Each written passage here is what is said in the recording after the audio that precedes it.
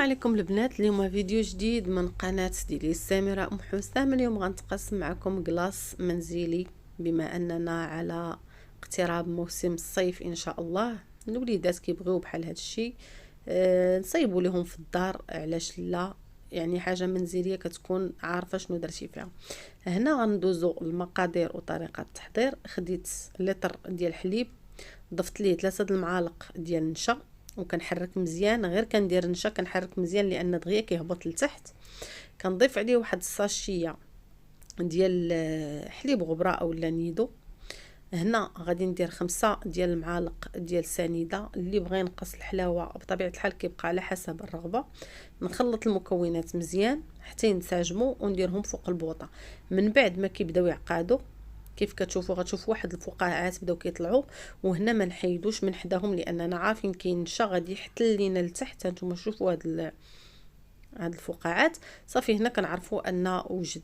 كنحيدوه من فوق البوطه ونعاودوا نواصلوا التحريك، يعني نحيدوا منه شويه داك الدخان. المهم ان تكونوا دايرينه فوق البوطه ما نحيدوش من حداه. في هذه المرحله كنضيفوا واحد المعلقه كبيره ديال الجلوكوز. اللي بغى يدير العسل يديرها، ولكن الجلوكوز كيعطيه واحد القوام متماسك.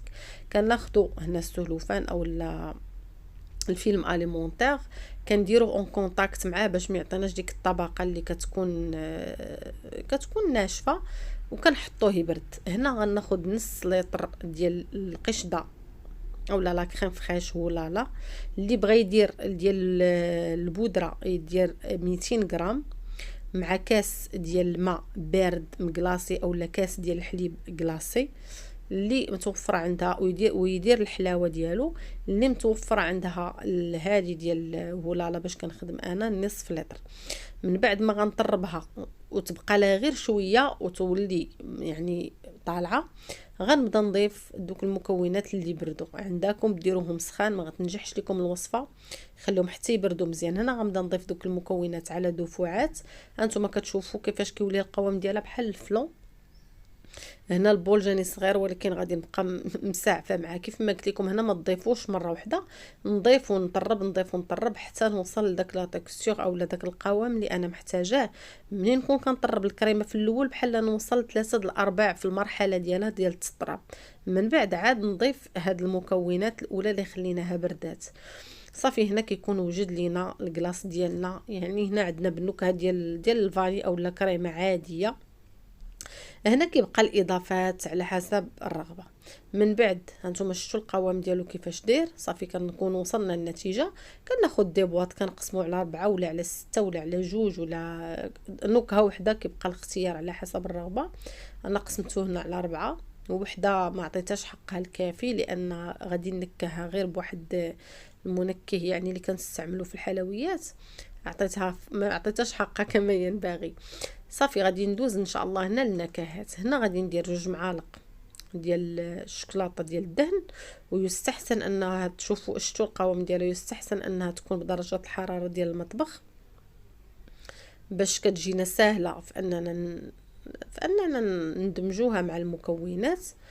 وغادي ندير بودره الكاكاو المر واحد شويه باش كيعطيني داك السواد اولا ديك الكحوليه اللي انا بغيت. ما بغيتوش تضيفوها كيبقى لكم الاختيار.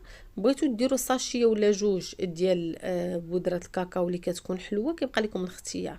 وهنا زدت واحد نص معلقه ديال هذاك النكهه ديال كابوتشينو باش كتجي واحد المذاق واحد المزيج اللي هو رائع. هنا غنخلط وغنحطها، ولكن كيبان لكم نتوما التحت ديالها شفتوا الكريمه بقات بيضه. من بعد غنرجع وغنخلطها.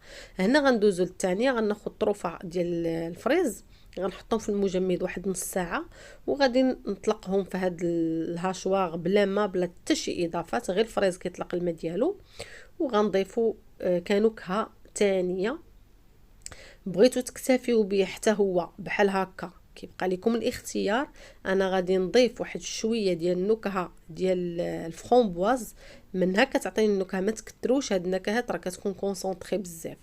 منها غتعطيني النكهه ومنها كتعطيني اللون، لان حتى اللون كيلعب دور.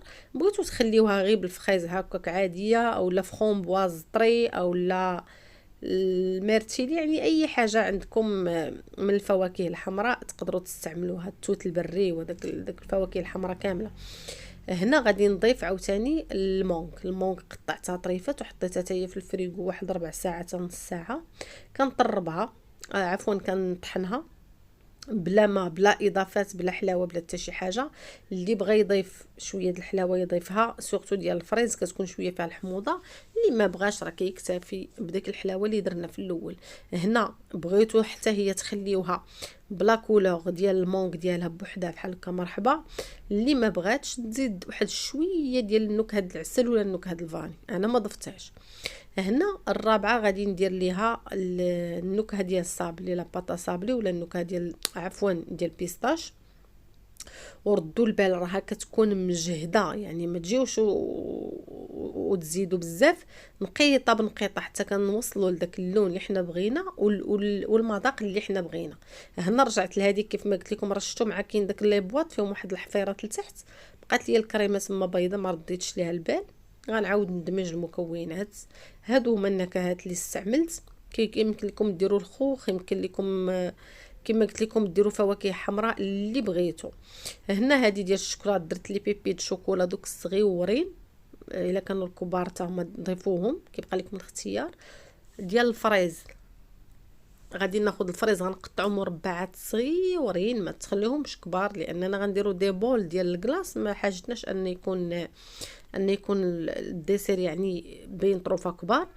غادي نضيف وغنخلط واحد شويه ينسجم مع الخليط، واحد شويه غنخليه غير من الفوق باش يهبطوا لتحت، باش منين نبغي ندير دي بول يجيوني كلشي لي بول فيهم طريفات ديال الفريز.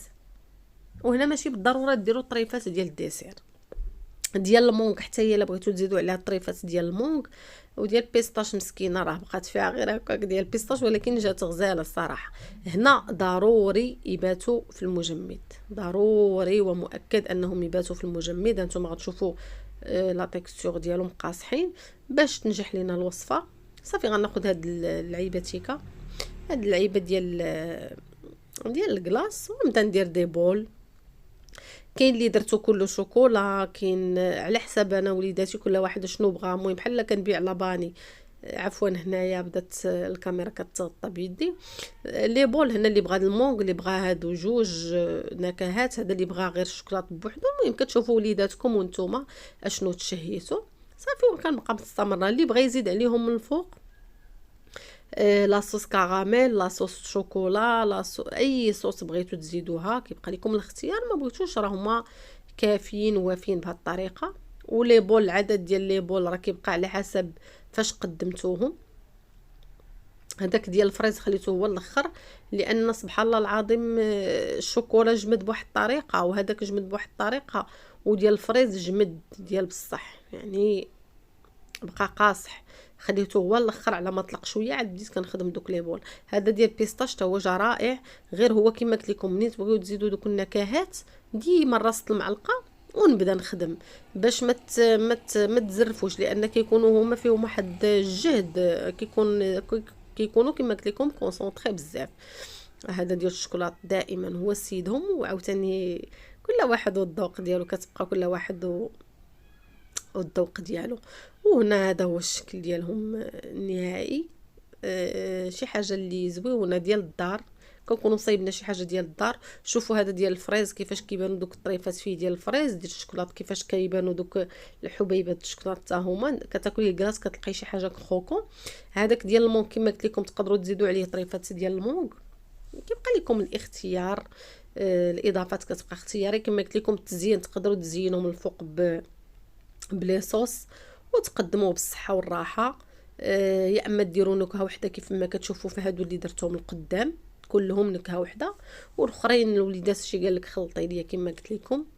هذا هو الكلاص المنزلي كيوجد في الدار. كتعرفي اش كتعطي لوليداتك وكيخرج كميه.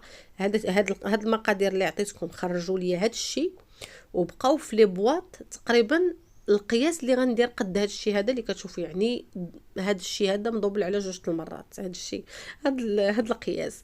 خديت دوك لي بواط درتهم في المجمد. عاوتاني منين تشهوا وليداتي الكلاص يعني كيبقى في الثلاجه، في عفوا في الفريكو، ما تخافوا منه والو.